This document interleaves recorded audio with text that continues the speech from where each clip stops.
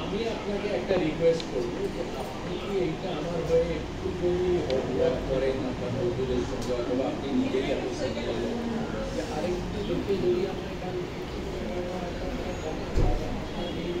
আশা করছি নেক্সট 7 ডেজে আমার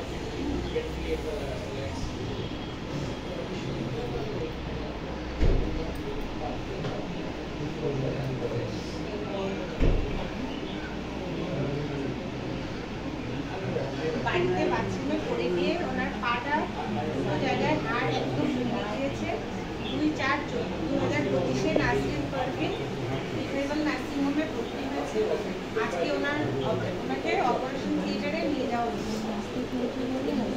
আবার সিআরআইএফ উইথ পিএফএন ওটি হওয়ার পরে পেশেন্টকে এখন আইসিইউতে শিফট করা হচ্ছে।